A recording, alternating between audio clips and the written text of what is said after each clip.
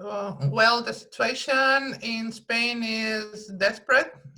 Sex work just suddenly stopped, like halted totally.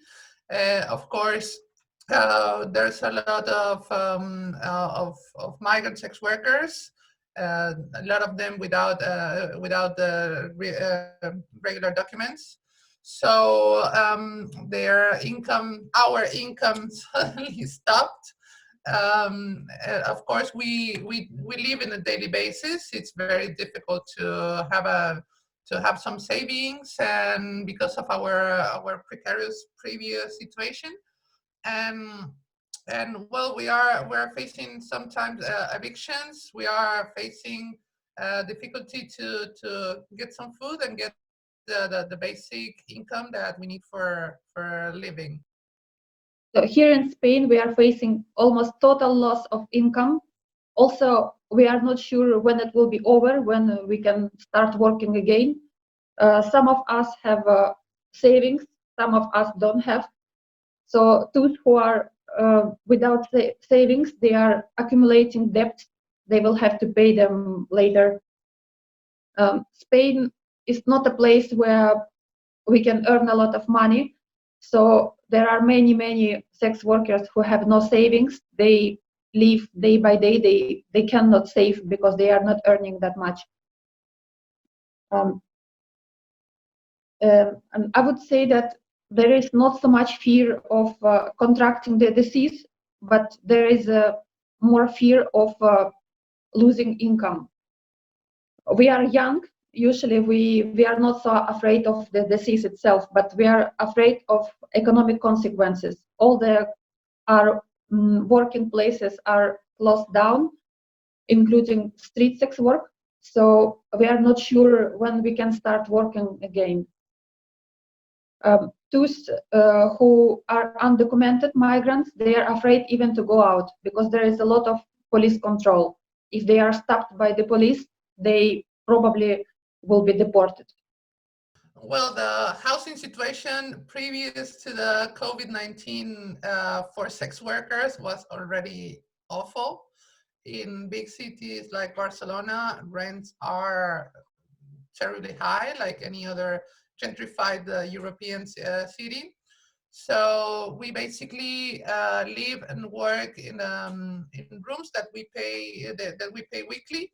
Usually here in Barcelona, they cost around 300 to 400 euros a week. So of course the landlords, the owners of those apartments that are sub renting, they are demanding the money, but they are also aware of the situation because they're not full. So, and they can see by their own eyes that no income, that there are no clients coming, that also clients are afraid of getting the virus, are afraid of being fined by the police if they break the confinement. Because here in Spain, when you work in a brothel, you usually also live there, as they are far away from the cities. So some of them were shut down, so they were evicted from their living place and had to look around for another place to stay.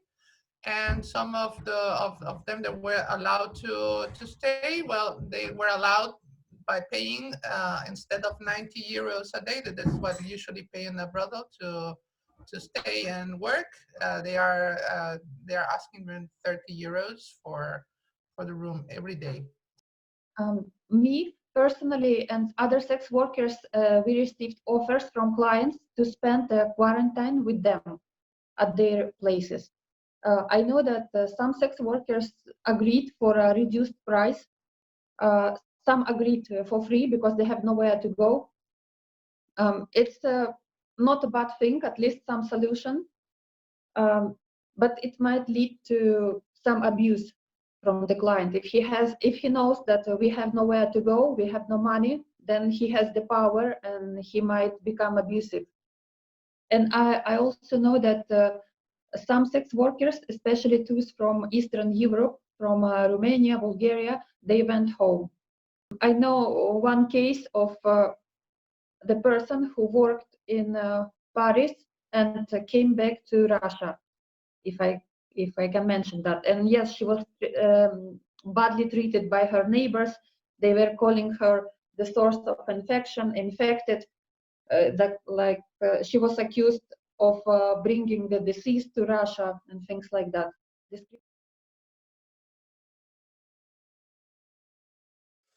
Well, the Spanish government in 30 days hasn't been able to provide any specific solution to sex workers. All the solutions that have given are the economic helps and everything are for companies, for small businesses, for even the brothel owners, but not the sex workers.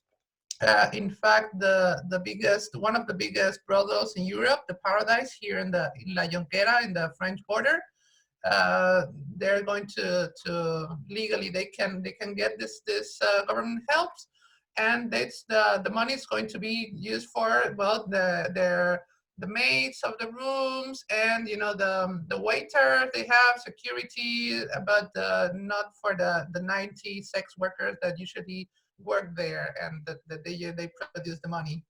So we are totally forgotten by this feminist and progressive Spanish governments.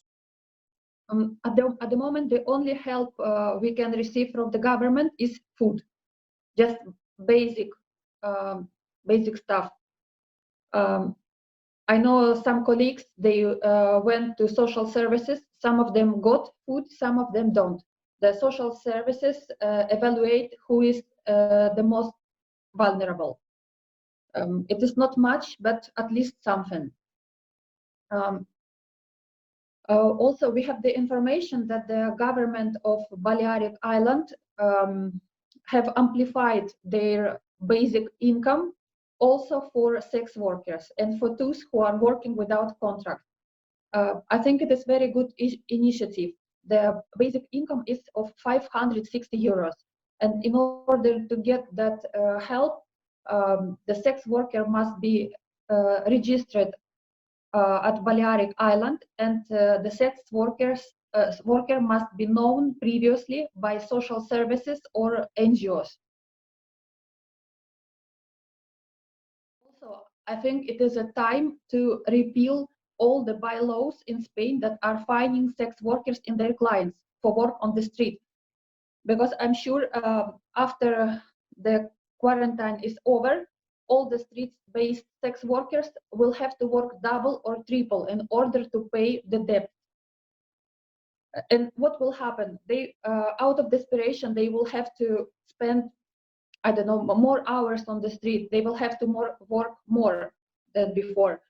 And the police will find them and their clients. It's very unfair because no one will help them. So how can you find someone who is in such need, someone who has debt?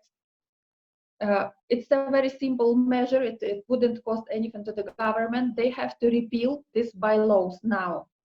Our demands as a sex worker collective, it's that can be applied also for the rest of the population. We need a universal basic income now for every person that is living in Spain, no matter what the legal status.